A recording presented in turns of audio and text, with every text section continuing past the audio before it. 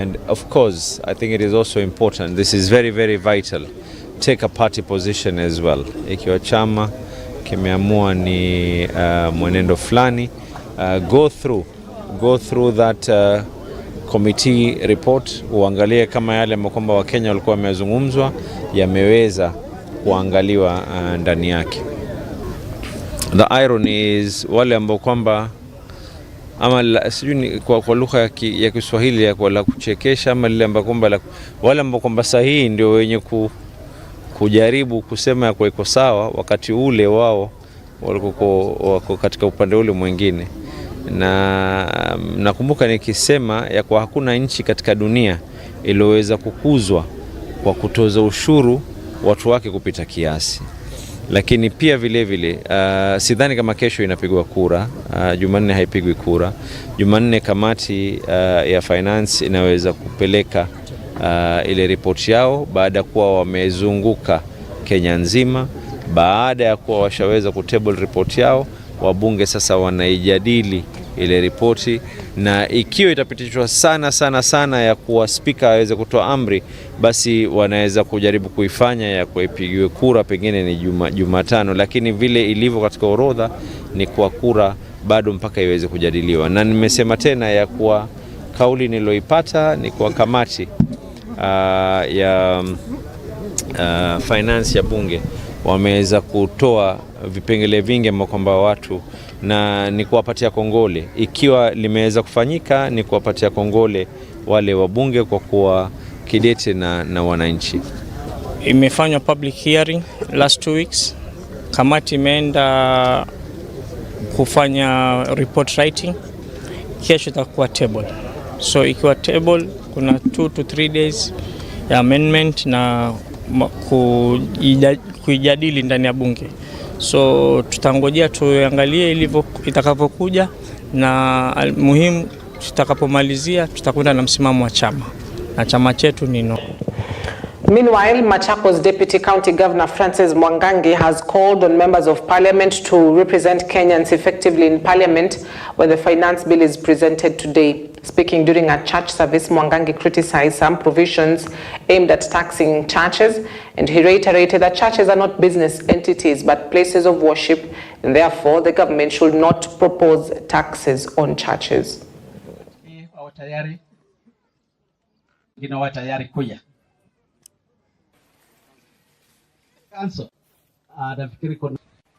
Are you doing that? Bandara kanisa katika taifa letu na ulimwenguni asifanyi biashara. Hakuna haja ya kuwawekea kodi.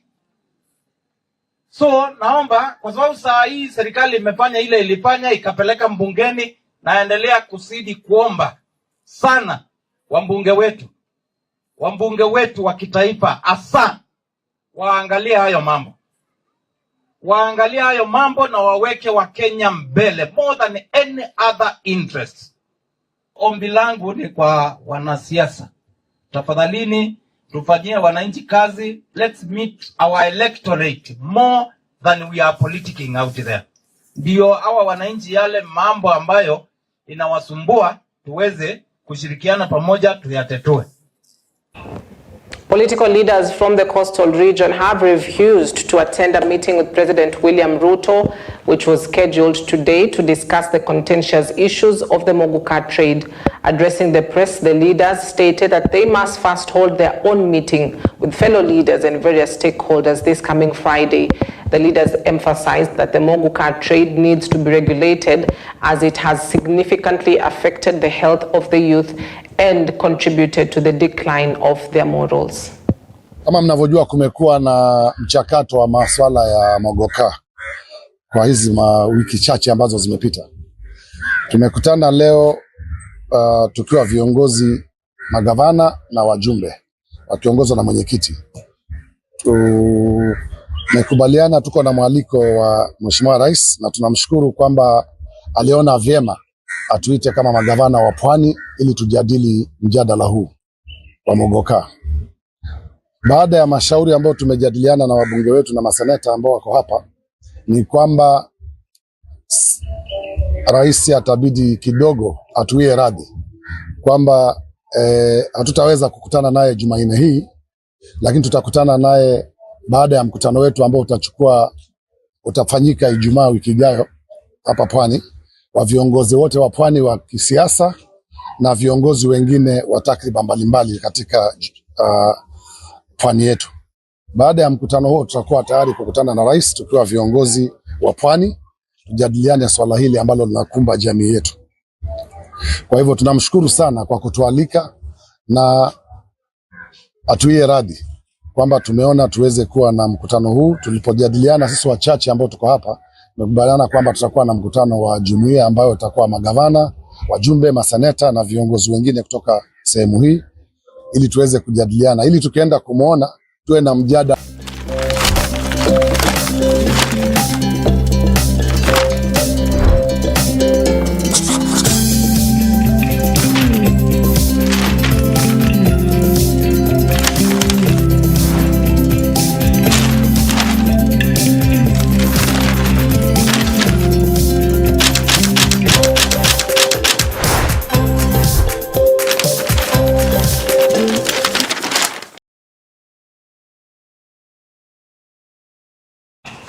Now, the newspapers this morning will kick it off with the Star.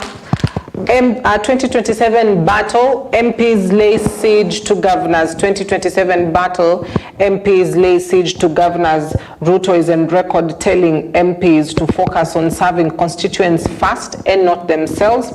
Even as it says, hold your horses, polls 3 years away, but early campaigning, distracting governors. So who are some of the leaders on top of the pages this morning? You've got Nairobi's Embakasi East Member of Parliament, Babu Owino, Mumias West MP Peter Salasia, Silvana Sosoro, Didmas Barasa, Godfrey Osotsi, Tim Wanyonyi, Mohamed Ali, Jerusha Mumanyi, and Alice Nganga. And that is a story that is on page 4 and 5 of the Star this morning. MPs fight governors in succession wars, and the 2027 gubernatorial races are shaping up to be titanic and contentious, with dozens of MPs eagerly entering the fray. A number of MPs, including the ones I've mentioned, have already trained their sights on the gubernatorial jobs, poisoning their relationships with governors 3 years to the polls. There are fears the heightened political jostling could hurt services as governors are forced into early politicking and scheming to fend off political pressure. Among the prominent figures eyeing governorship are Thika Member of Parliament Alice Nganga for Kiambu seat, Embakasi East MP Babu Owino for Nairobi, as well as Tim Wanyonyi, Nyali MP Mohamed Ali for Mombasa, Kimilili MP Didmas Barasa for Bungoma, and Senator Godfrey Osotsi for Vihiga. Now, political analyst Charles Mwangi Nganga emphasized the need for leaders to balance electoral ambitions with their roles as public servants. But the truth of the matter is, this is a way common scenario in Kenya, particularly after, a particular candidate wins the electoral seat, and then 2 years down the line, all of a sudden it's a campaign frenzy. And so 2027 battle, MPs lay siege to governors. That is on the Star. As well as flashy politicals splurge millions in fundraisers. A clique of youthful politicians is engaged in unprecedented money splurging spree, donating millions in harambes, displaying big motorcades and sometimes helicopters as they traverse the country. The group, consisting of MPs and high-profile government officials, are a constant feature in big money harambes. And that is a story that is on page 6 that speaks of the return of harambes and how flashy new kids on the block are splurging millions, sparking huge buzz. Just recently, Member of Parliament Oscar Sudi of Kapseret constituency donated about 20 million shillings in a fundraiser or a harambe that he was in, just among other.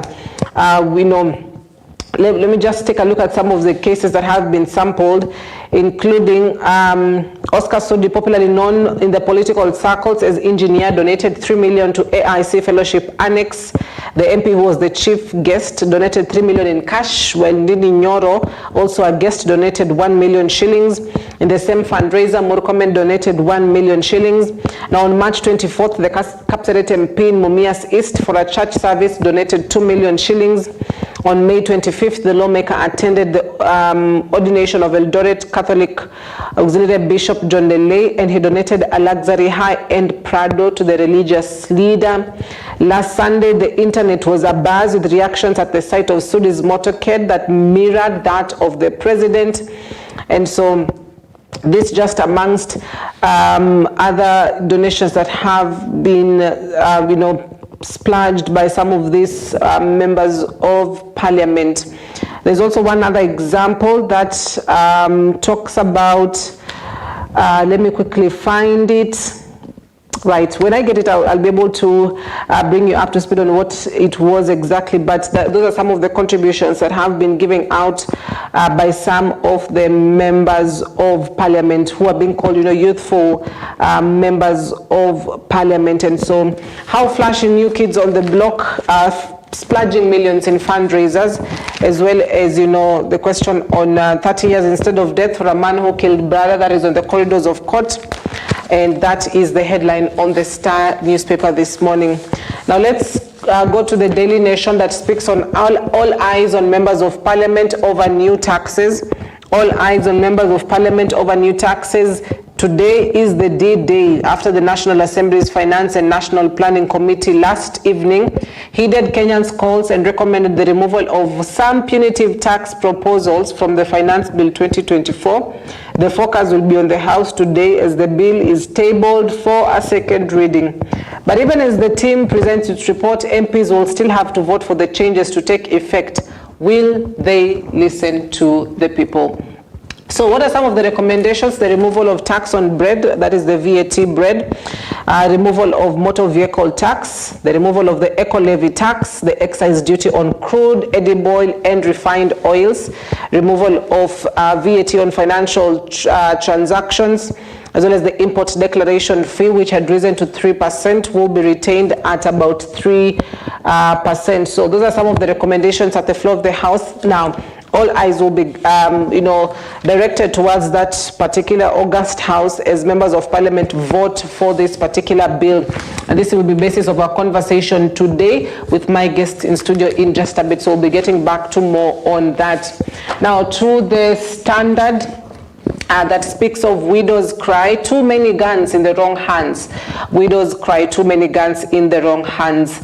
Widow sues the state for failing to regulate guns, claiming her husband, a nurse, would still be alive if the government tightened gun control rules in the country. The latest victim of a shooting is Monica Kivuti, a magistrate at the Makadara Law Courts, killed by an angry husband of Raymandi.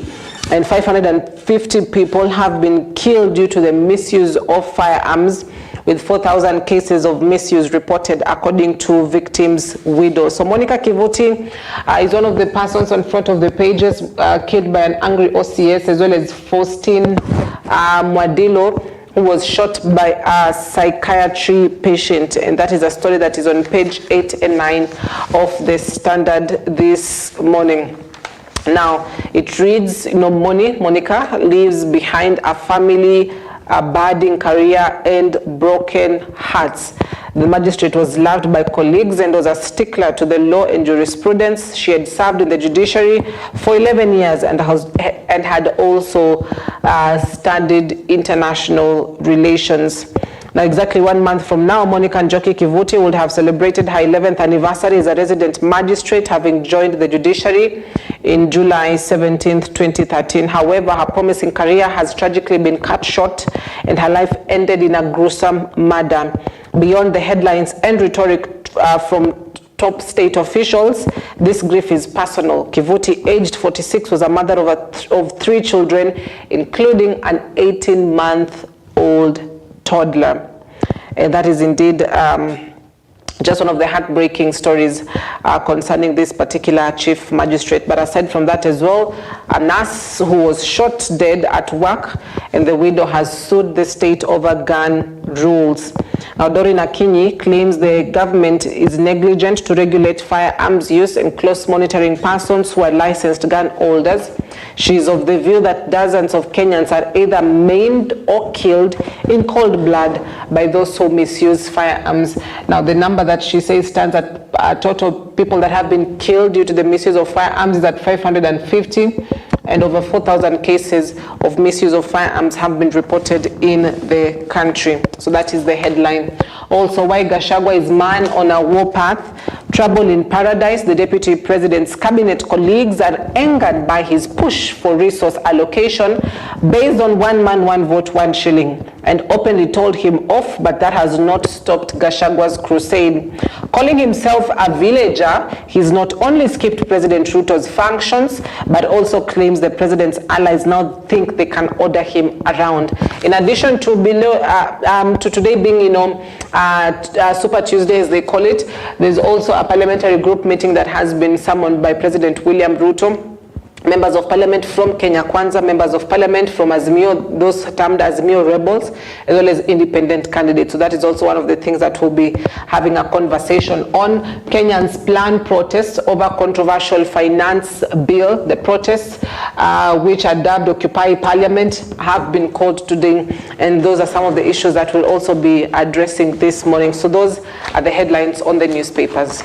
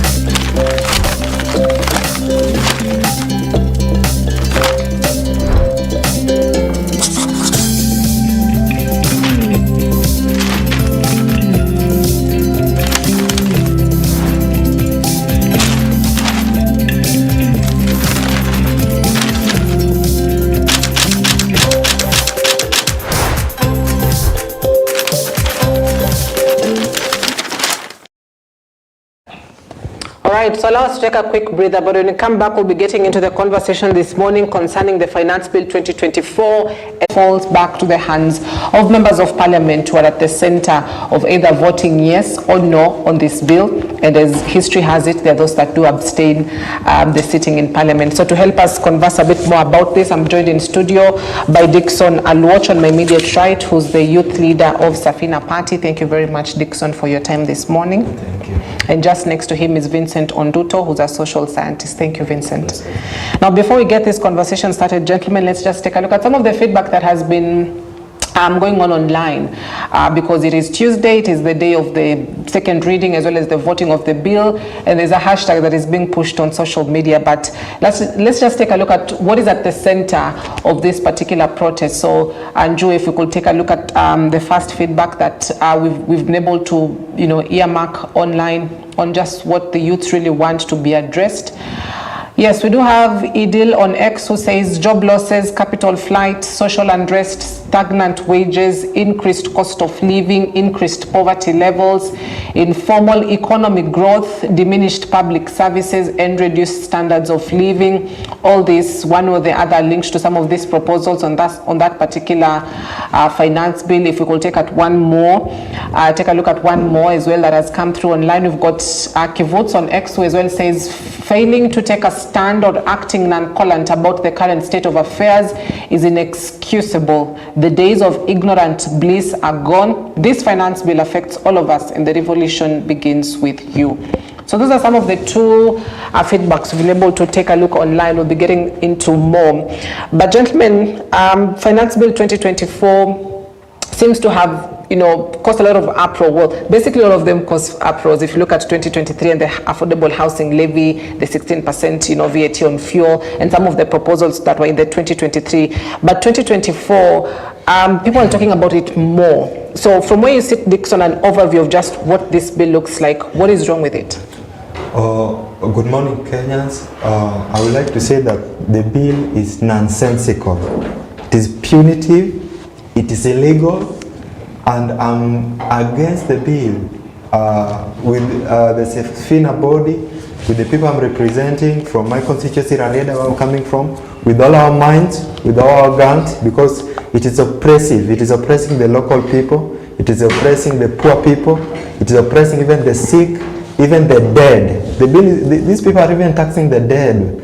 So I'm against the bill with everything possible. Right. Yeah. We'll get into the details of some of these proposals that are being rejected. But Vincent, a 3.9 trillion shillings budget, if round it off, it goes to 4, which is a big budget. There's a big deficit involved. The government says they're trying to increase the tax base or the tax bracket, but they don't seem to get it because the people are against it.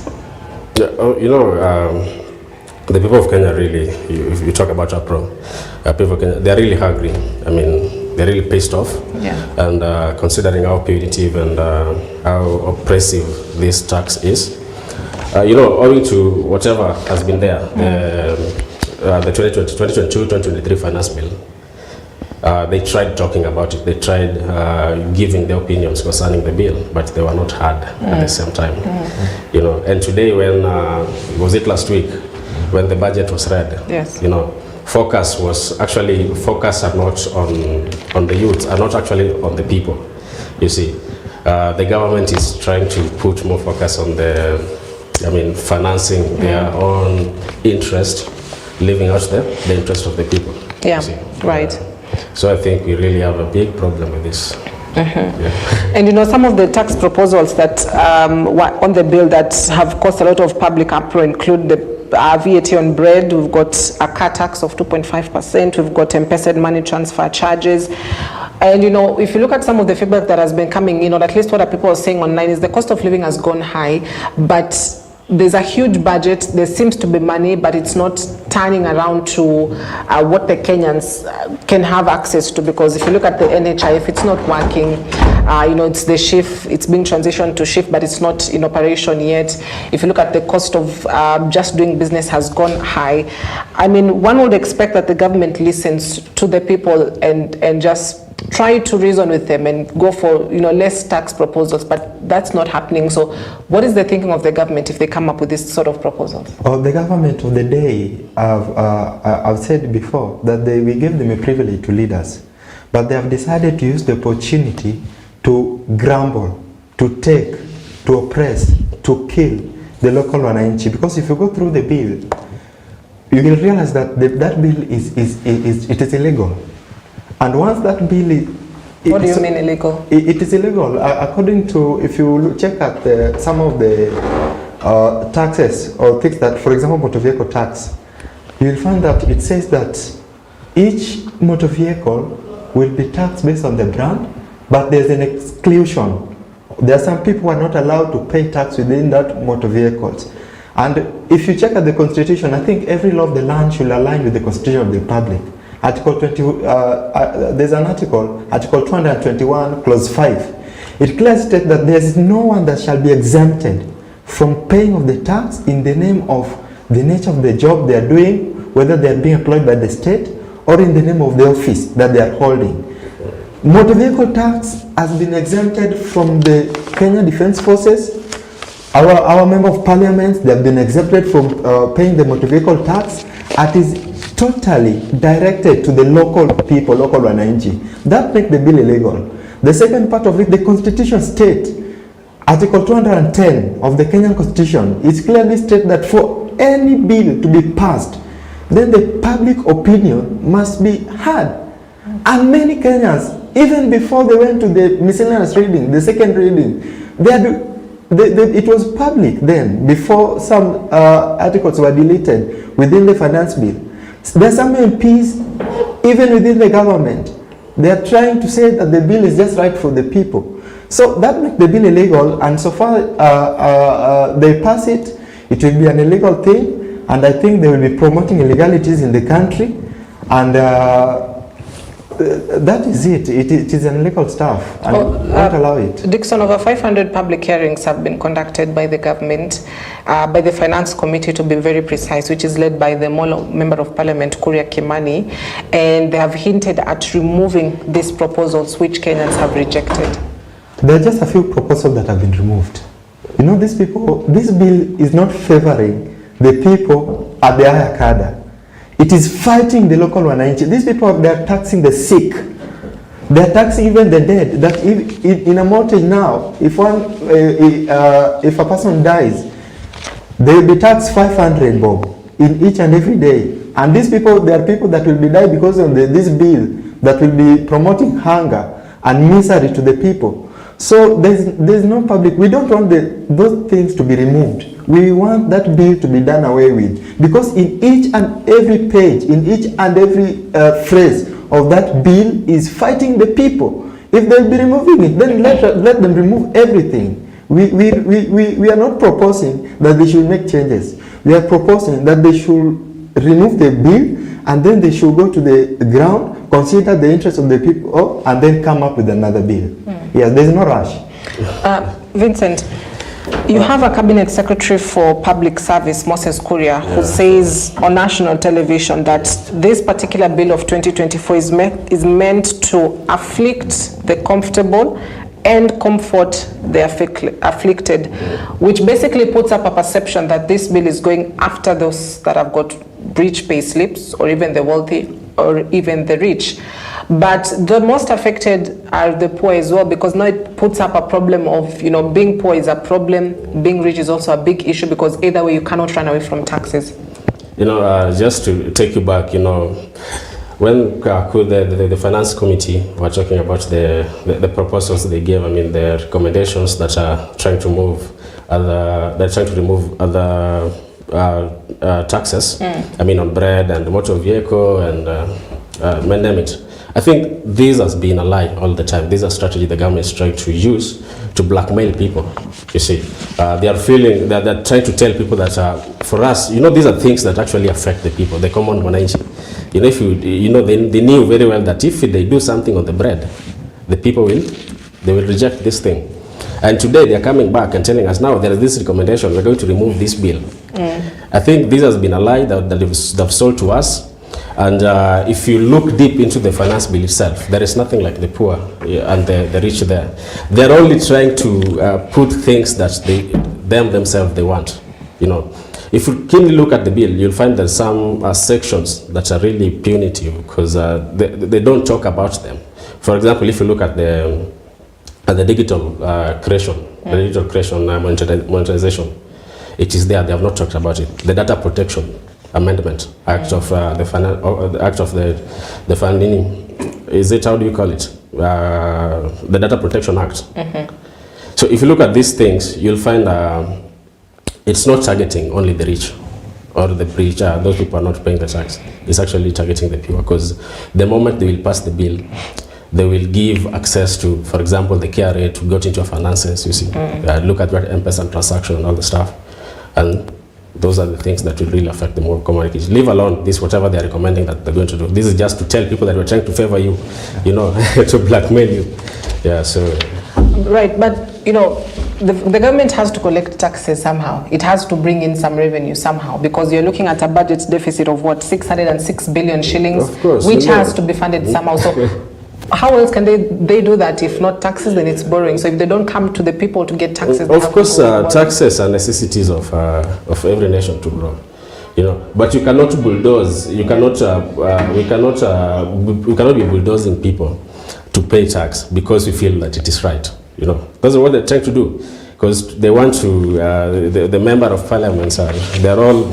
How can I put it? They have been captured in a way that they only focus on the interest of the government rather than the interest of the people. Yes, we have to pay, but we should not be putting it in a way that it really infringes the common life of the common wananchi and the rest. Right. You know, Dixon, the government seems to be between a rock and a hard place, because if they do not go for taxes, then they're resorted to borrowing, to which we've seen, initially when they got into office, the Kenya Kwanza regime said they will do less borrowing because we've got a huge debt that we're still servicing. Actually, the country's debt status is at 11.4 trillion shillings. So those look like the two options they have: to either borrow to service and to fund this particular budget, or to go for taxes and reduce the budget deficit. Isn't that a rock and a hard place? There's a criteria in which the tax should be collected from the people. The Kenyan Constitution, Article 210, Clause 3, there's it talks about the imposition of the tax, and it clearly states the criteria in which the government should use, because it is the responsibility of a Kenyan citizen to pay tax. Kenyans are not, they are not against paying tax. Remember, this is not the first government that we have had in Kenya. We have been having governments. Kenyatta was there, we paid tax. Moi came, we paid tax. Muigai came, we paid tax. Uhuru came, we paid tax. And we are statesmen. We are willing to pay tax. But again, another mistake that Kenyans we did, we gave a job to a person who did zoology and botany, who studied animals. We need economists. Because there's no way you can use the tax of the people to pay the debt. He's got economic advice. It has never. We pay tax to raise the revenue within, not to pay debts outside.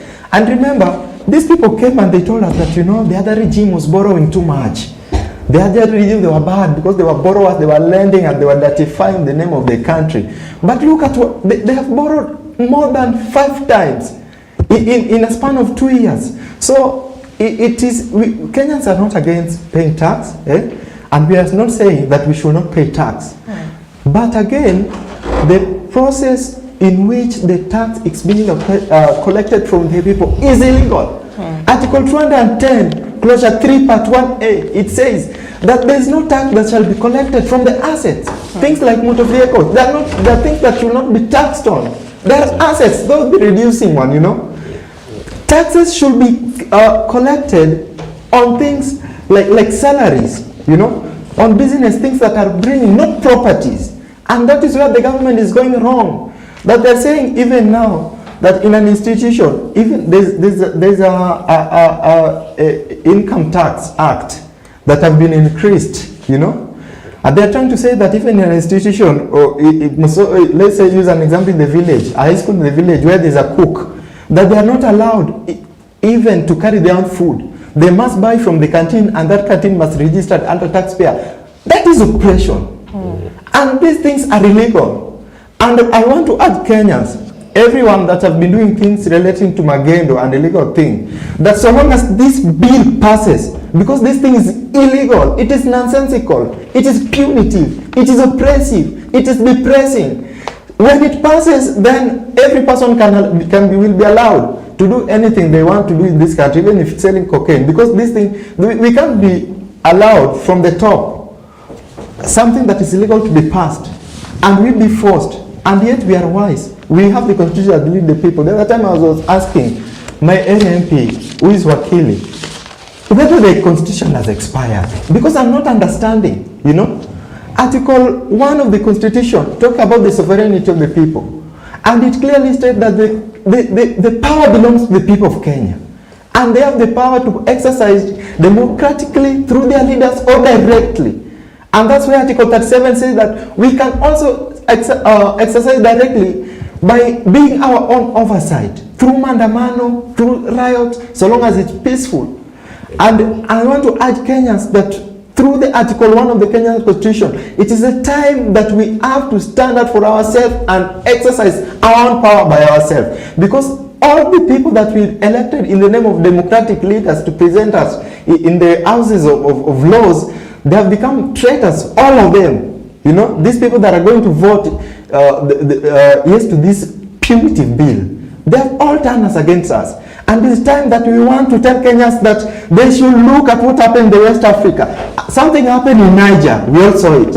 A thing happened in Senegal, we saw it. Are you alluding to a coup? Something happened in Burkina Faso, we saw it. We cannot allow ourselves to be ruled by the grand measures of impunities. We will not allow. Right. It is in the Constitution. Vincent, it's a question of of corruption as well, because we saw the opposition party, the opposition coalition on Friday last week, alluding to this being a budgeted corruption, a bill that basically is just for formalities, for lack of a better word. But the government has pumped about 4.2 billion shillings to the Ethics and Anti-Corruption Commission to, for boosting in the fight against corruption, 4 billion to the Office of the Director of Public Prosecution, as well as 7.9 billion shillings to the Office of the Auditor General. We have been raising questions more often than not as Kenyans about, this money that we pay as taxes, where does it go to? Because day in, day out, we see reports from the Auditor General, from the Controller of Budget, of gaps within some of these ministries and state departments, and even some of the executive offices about money that really cannot be explained what it was used for. And so the bigger question is on corruption. Is it okay to pay taxes, but you're able to see the accountability? But the problem comes when you're paying taxes, but there's no accountability of the money. Yeah. I think the major problem that we have, the big demon that we have in the country is the corruption thing. When the Treasury produced the budget, the raw budget that actually they presented, you saw leaders were talking about it, and honestly speaking, there were things that were not clear. When the opposition were talking about the budget and the corruption, you cannot tell us that these are others expenses without actually lining them, telling people like this is the whatever we are budgeting for. You see, so I think as we pay these taxes, we should accountability should be there. The Auditor General, the Auditor General, what is the role of the Auditor General?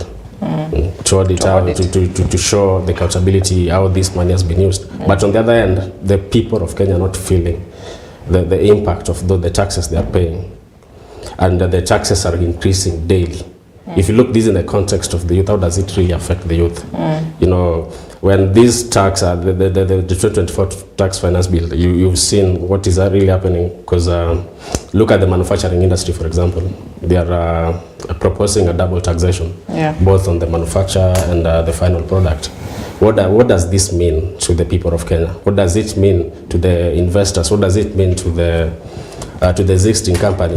They leave. After they leave, what else do we have? We have unemployment at the same time, you see. So these are the conflicts that we are fighting. These taxes that we are paying, they should actually give us a good environment for business, for business to take place in the country, for youth to grow, for example. Both economically and socially, in every aspect of life, you see. But we cannot have punitive taxes that we are paying and we are not seeing where they are going. So I think one thing is the taxes should be put in use where the public should feel the impact of the taxes they are paying. It's not about all the roads. The government, the current regime are talking about, they're talking about the roads, they're talking about the things that they're talking about are very petty. Yes, the roads are very important, yes, but right now, what are we fighting? We are fighting unemployment. We are fighting for health. You see, we are fighting for education. If you see that the budget that you're talking about, there is a cut in education, there is a cut in agriculture. Those sectors have really lost. And these are the sectors that actually provide employment to the youths. You see, and so if the government cannot actually use the taxes in the right way, then I think the people of Kenya should exercise their sovereignty and exercise their power. Right. Dixon, what would have been an ideal budget for you? What are some of these, ministries or sectors that you would have loved to see some money get pumped into, so that it boosts, to provide employment, for instance, to improve the cost of living, to improve the cost of doing business? What are some of these sectors that you genuinely feel the government should have put more effort and pumped a lot of money into? Number one is agricultural sector. For our country to rise economically, for us to be economically independent, then we must have a stable agriculture. And we have seen that it is the same government that should be pumping money to the agricultural sector. They are the same people eating from the poor farmers, They're the same people, because I was looking at, there's a tax that have been brought on board, actually on farmers doing poultry farming, where there have been double taxation within the products, being poultry products like eggs, and feathers, all those stuff within, but they have removed extra duties on the products of poultry that are coming from outside. What are they trying to do? They are trying to literally oppress. They are trying to literally kill the local farming within. So the second sector is educational sector. The other time I was going through the salary of a teacher, you know, and I realized that a teacher earns about 50,000 to 100,000. But these people are taxing everything. But out of the 50,000, a teacher will take home only 25,000. And in fact, I wanted even to ask the president that we can then exchange, because if they have decided to go that way, we can decide that they take our salaries and we take the taxes. Because they're double taxing. There's nothing. It is a total loss. You can't be coming from your house to go and work only to pay half of your salary. Yet you have needs, you have school fee to pay, you have meals to buy, you know. So education sector, a lot of money should be pumped there. It's one of the highest sectors that has received the highest funding. Not really. They have received the highest funding. Until they actually, they added, you know, initially people had complained. They added, but they have overtaxed. There's no, why should you add a salary and then overtax the same salary, you know? Why should they do that? So these people, they should remove those, there are a lot of taxes. And I've even seen sex workers complaining that their business is being destroyed. Yeah, exactly. So I'm like, even protectives, these people are overtaxing, you know. So the government kindly, we are beseeching, we are begging that you guys are eating us. Stop taxing the poor people. Stop taxing the sick people. Stop taxing the unemployed, the peasants. Majority of the Kenyans' employment rate is low. Instead of thinking on how you guys should tax the people, why can't you think on measures that can create jobs to our people and youths? You know? Because there's a lot of, I was going through a newspaper where the insecurity rate has increased. Why are these things increasing? Because of unemployment, you know? You rather opt to go into a gang where you go and rob tax-free, you know? You go and take somewhere tax-free. You rather kill and snatch tax-free. I'm not saying that that's what should be done, but the government of impunity, kindly the grand measures of impunities. We know that 2027 you guys are going nowhere. But for now that you guys are here, can we just cooperate on the behalf of the people? Just help the Mwananchi that made you to be there, so that at least we can serve our nation with much love and we should live in unity. Vincent, all eyes on members of parliament, because there's also a parliamentary group meeting this morning that the head of state has called to meet MPs from the Kenya Kwanza coalition, to meet MPs from, you know, the Azimio, those that have been termed as Azimio rebels, as well as independent members of parliament. Such, you know, coincidence, and what a time to convene such a meeting on the day that the finance bill is being taken a vote on in the afternoon.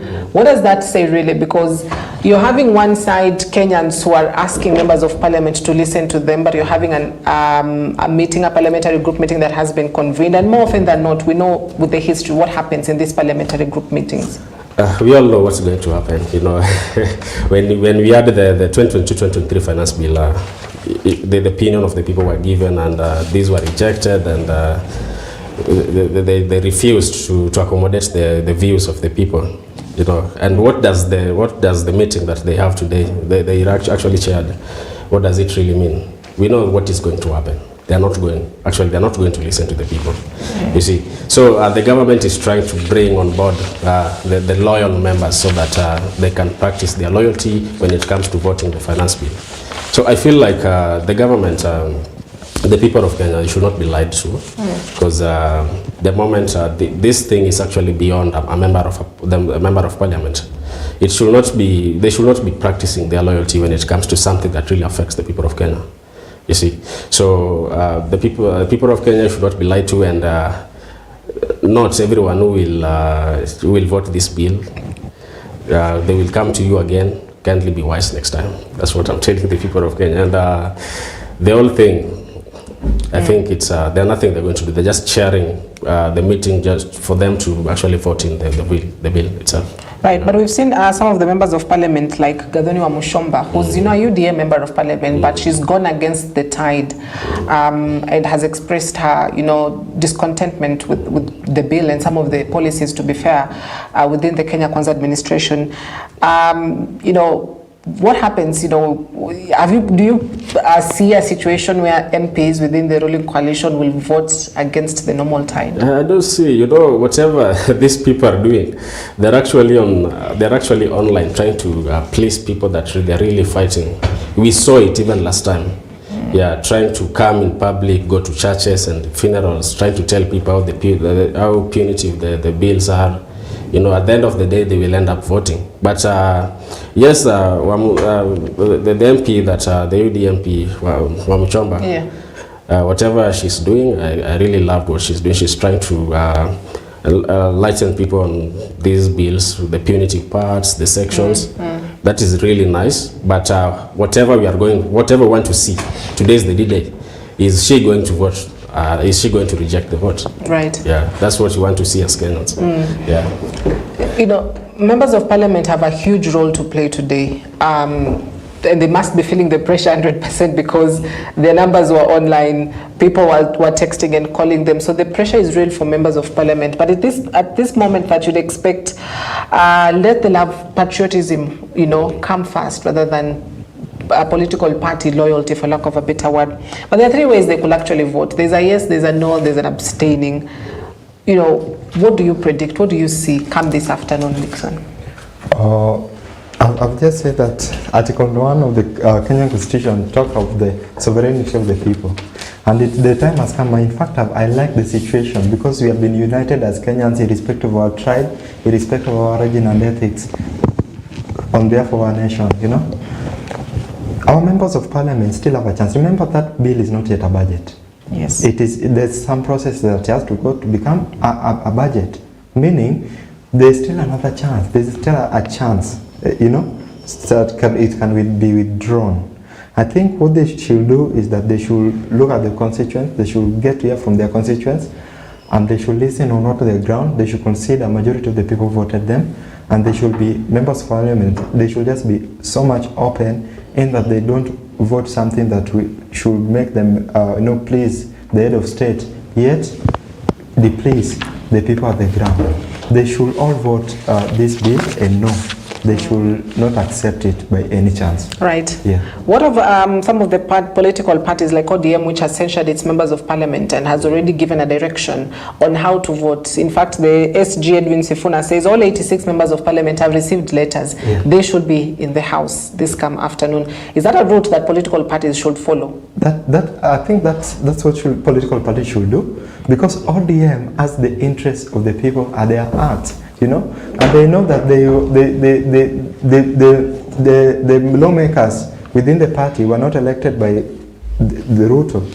So the people of ODM, they understand the people on the ground, and the MPs of ODM, they should also not play the local wananchi, because majority of them, it's their responsibility to do that. They should not be reminded that you should not be absent. Yeah. These are things that I've been doing, being absent and not coming into the government to abstaining. Yeah. You know, it's their responsibility. That's what we elected them. I think we should remind them that what is your purpose in the parliament. You see, so if a member of parliament is going to miss, they should not be written letter to, you know, they should not, the letter should not be written to them at, you know, you have to come and vote. I think that is uncalled for and very shallow. Uncalled for. But again, maybe there may, you know, these people, some of them have the interest. Maybe they love handouts and such kind of stuff. Yeah. So I think that the political party should take that direction of, if they fail to appear before the house, then there should be some penalties coming with that. Maybe some bail within the party or another form of penalty that will show as an example. Right. But both the MPs within Kenya Kwanza and the opposition, Safina, ODM, all those, I think they should all have the interest of the people. They should all not pretend that the media on top of us that they are fighting the bill, yet they are abstaining from coming into the house. Even if you want to vote yes or no, just go there so that there are people, the people shall see what they voted in. They should not hide. Yeah. All right. Now, I'd love us to talk take a different perspective on this conversation, and that concerns the role youths are playing now. I've never been in a situation where you walk into any social media platform, whether it's TikTok and Facebook and whatever, and you're seeing a youth that is using that platform that they do have to emphasize and give more awareness on the bill and some of the proponents that they disagree with. What is this time we're witnessing? What is this space that we are in, where we're, youths are taking over social media and are taking over and deciding to lead the protests from the forefront themselves? Dixon, what is this moment? Youths have become so wise. They have seen that in the corridors of power, it is where we build the state with, is it 400 million? And then in majority, the 600 million. The 600 million is enough to create how many jobs in employment spaces. Youth have seen that there is no need us being used and being cheated by our people, yet with the sovereign power belonging to us. And I want to say that the campaign that has begun on the media was started by a team, which I'm in a part of it, and we are so happy that Kenyans have embraced it.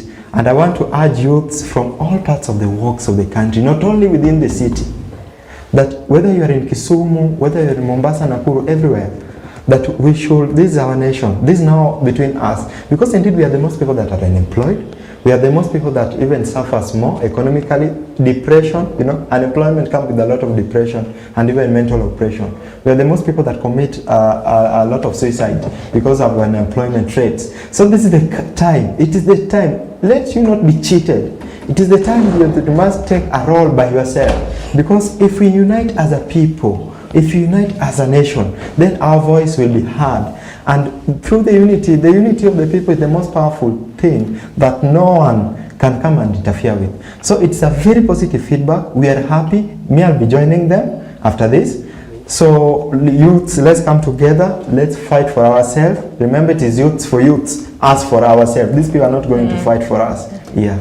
All right, before I come to you, Vincent, now that you're part of this team, Dixon, what's the end goal? Is it just about the Finance Bill 2024, then you leave it at that? What is the end goal? There are a lot of, I don't know whether I should call them nitty-gritties. If you check at the pads, there's a tax that have been imposed on sanitary towels. If you check at the diapers, there's a tax that have been imposed there. If you check at even pension, this has nothing to do with the youth, but it affects us. There's a tax that have been imposed. If you check at even the local farmers, I'm coming from Uyoma. My friends from Uyoma, they were telling me that they can't even go to the farm because the fertilizer is high, things have been overtaxed. It affects the youth, So this thing is not about only finance bill. In fact, it is not about fighting the government. We have nothing to do with the government. Remember, it's the government of the people. It is our government. And it is our role to embrace and love the government. But if the government have decided to turn their back against us, then we must unite on ourselves by ourselves. In fact, youth are so optimistic because a good example of been even here in Africa, where we have seen that there were punitive, grand measures of impunities who are using their people as deodorants and Capricorns, And we all know that the development rate that is going on in Burkina Faso now is at a higher rate. Even if Senegal, I was going through an article today in the morning where the president of Senegal have decided to put some penalty on corrupt people. So we are becoming even optimistic that the revolution may be here. That if we unite as a youth, we are the source of revolution and the liberation. Because our country needs a third liberation. We must be, my party leader the other day, Jim Wanjigi, he was saying that revolution must be on hand. We must work as a people. So the youths have embraced, they have seen it. And we know that if these people, if they continue this way, we are not going to wait for 2027. Trust me. It is the government of the youth, and we are the majority, the majority will be happy. Okay, Dixon, you're running the risk of turning this into a rally. But Vincent, the youths, right? We've seen a situation where normally they're led. There's always somebody else who's not a youth at the forefront of leading some of these, I'd call hashtags as well as protests and stagings that have been called for. But this time around, with this finance bill, it is the youths themselves that are leading and are at the forefront and are mobilizing. What does this really say about, where we are now as a country and where we are heading to? I think it's a good trajectory because I really love what the youths are really doing. I mean, the Generation Z, what they're really doing in the social media, whatever they're doing is actually good. Yeah. But I'll tell them it's not enough. the fact that you are having hashtags all over the social media and you are inside the house being keyboard warriors, why don't you come outside and show us what you can do? Yeah, whatever they're doing is good, and I really recommend. I think it's a good thing for the youth because they are really actually waking up. You see, they have really seen the greed in these leaders that you are having. They have seen the lies, and they're not buying the lies anymore because it's their future that is at stake.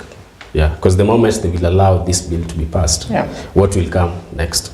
Yeah, so whatever they're doing, continue doing that as youths. I think I'm really impressed. But at least come out. Today, people are marching to the parliament. Why don't you come out? Practice your power. The power you wield, you know, when we are talking about the Article 1 of the Constitution, you can either exercise it directly. Why don't you come out? Stop hiding behind those phones and laptops. Come out and we lead this revolution. Revolution, you say, but some of the members of parliament are youthful members of parliament, right? You'd agree we've got youthful members of parliament. Those are sick individuals who have been in parliament, which begs the question, Vincent. When a youth gets that opportunity to go into such a position, they tend to get lost. You know, when they get to that point, they do not understand these processes. They're not able to even come out and properly articulate what is in the bill, what is being discussed in parliament. They sort of get lost. And so, you know, it's a question of, you know, when the youths are given an opportunity, are they able to perform, Vincent? Okay, whatever. I don't have confidence in the youth because we have the likes of. Don't mention names. I don't mention. I don't want to mention names. Right. But whom we've seen, actually, I don't have confidence in them. Honestly speaking, they don't practice whatever. They don't have the interest of the people. They're just there in the name of being a member of parliament. They don't know what has brought them there. They don't even contribute. Unfortunately, you see. So I think youths who are coming, who are aspiring to be politicians, to be leaders, not be politicians, but be a leader. Can you put the interest of the people first before your own? Yeah, so we should not get lost. Dixon, when youthful members of parliament get into that position, we tend to see a sort of a different person altogether, or some of them are not had at all for the 5 years, which also I pose the same question. When given an opportunity to serve the country, what happens? Because they don't play that role very well. This is it. In politics, actually, people do assume that there are three things which are not there. We don't have love, we don't have hatred, we don't have loyalty. We have the interest. And then again, we have two types of interest. We have the interest of the people, that on the behalf of my people, I'm going to do this, this, and this, and then there's individual interest. Remember I told you, there are many youths in parliament actually that are delivering, that I've interacted with, I visit their constituencies, you know, and they're really working on the ground. Though they may be silent in parliament, but they're delivering for their people. And some of them are working within the parliament and also on the ground. But there are just a few, you know, there are a few individuals that are lost. Remember, at a point, power may make someone drunk, you know. And my mentor, Professor Pielo Lumumba, at time he says that introduce power as a subject and you know the character of an individual. So there are people that are confused. There's people that just got elected the other time. They're still confused. They are so naive. They don't know the right decision they should make. But again, they should get the good direction, because even in the Bible, there's a time Solomon as a king, he had to go back to the elders, you know, because So where should they get this direction? They should get direction from the ground, from the people who elected them. Not from older members of parliament? No. But again, also the older even the older member of parliament have scandals. They have older member of parliament who have stolen millions of the people. But if there are people that can be accepted to be a mentor, those who have served by example as a nation, then they should also go ahead. But they should not be after handouts, because those are short terms. Because trust me, now you may be in parliament. You may vote yes for the finance bill. We will meet in 2027, whether you are an elder or you are a youth. I will count the number of times you've mentioned 2027. We will meet, 2027. All right, let's talk about sustainability, because Vincent talks of revolution has started, right?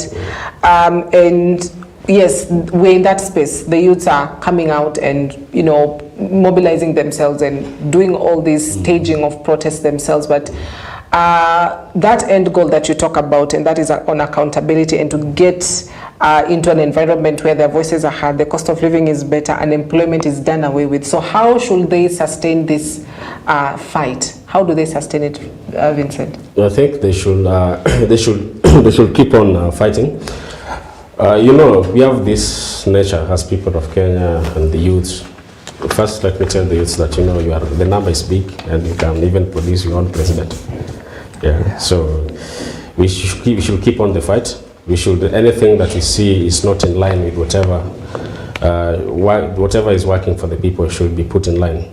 You know, the youths, for example, when they talk about how can you put this? I don't know how to put it, but honestly speaking, I think maybe if I can help you. Yeah, sure. The youths, we have the history of a country as a nation, you know. We should all learn from the history. For example, every account, even now, you know, it's an history. It will become a past account. And when it comes to learning from history, we should look at the failures. For example, the regime that I don't know how we came until we gave this regime a chance, but because they are there, there's history that they are making. We should learn from all this history, and we should move away from the line of tribalism. Because now there are some leaders even spreading the ideologies of tribalism, but are they talking about the finance bill, you know? So we should know that these people, they don't have, majority of them, they don't have the interest of our own, but they have their own missions and ambitions to why they want to be there. They're not objective, they're subjective on their own ways. So that is the right thing that you should know, that it is not about whether I'm from Luo land or from Kisii or Luya or Pokomo, whichever place, or Kikuyu. It's about our nation and us for ourselves. So this revolution, it is here and it's going to thrive because at least we have been wise. Karl Marx said that introduce the third principle, then you know the enemy. Indeed, poverty has been the third principle, and we have known that the enemy has not been tribalism. It's not been about that the Kikuyu cannot lead or Luo cannot lead. The enemy has been the person driving us, you know, into the poverty. And for example, these people are driving us into the poverty. The unemployment rate is high. Crime rates are also high.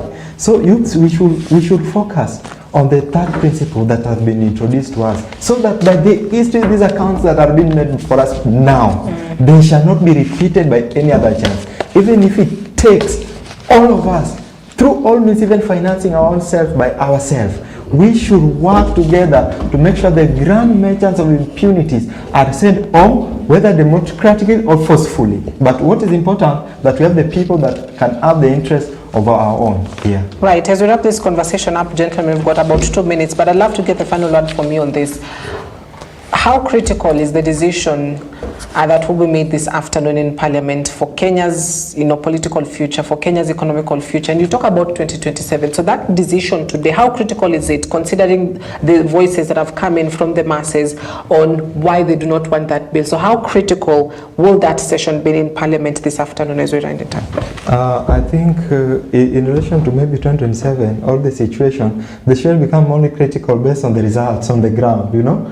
There are many people that even university students that they dropped out of school because of fee. Many tax that have come on our local. I'm speaking on the behalf of even my poor people in the community. You know, many people have suffered depression-wise, insecurity-wise. So the situation is only critical on what has happened and what is still going on.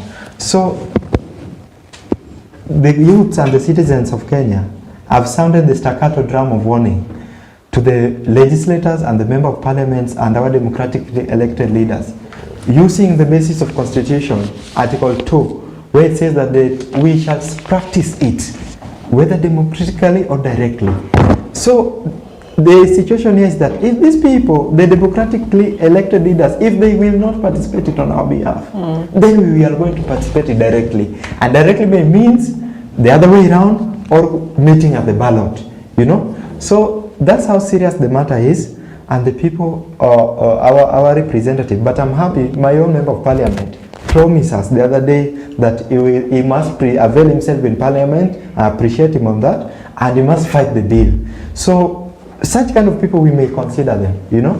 So we are going to exercise our own power by ourselves. Remember, I've just said here that we'll be learning even from Africa.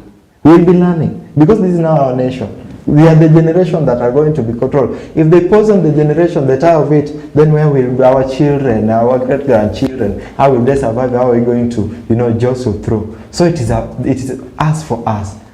Our thing, our economy, our nation, ourselves for ourselves. Right. Yeah. Vincent. What I'll just I'll tell people is we should not over-rely much on the opposition to make things right. Youths, we should keep on the fight.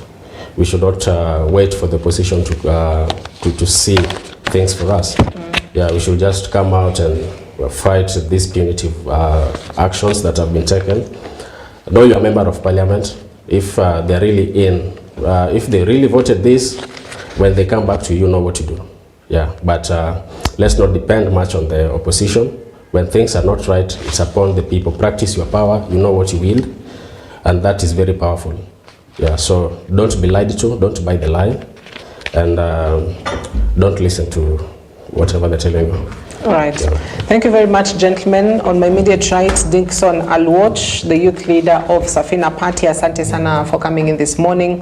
And Vincent Onduto, who's a social scientist. Thank you very much, gentlemen, and youths, for that matter, for coming in this morning just to shed more light about this unprecedented moment that we are in. And so all eyes on the National Assembly later on this afternoon as they head to the Parliament to vote on the contentious Finance Bill 2024. There are only 3 ways to vote. There's a yes, there's a no, and abstaining. And at the center of it, there will be a staging just outside Parliament with Kenyans from all walks of life, but particularly the youth who have really mobilized this because they say they want that accountability and they want the members of Parliament to know that they have rejected the bill. And so what will happen? That's the big question. Even as President William Ruto has called for a parliamentary group this morning to meet Kenya Kwanza members of Parliament, independent members of Parliament, as well as Azimio rebels, as they are called. So we'll be having our eyes and ears on those 2 places throughout the day, and we'll keep you tabs on what happens. So thank you very much for watching. My name is Cynthia Nanjala. Good morning.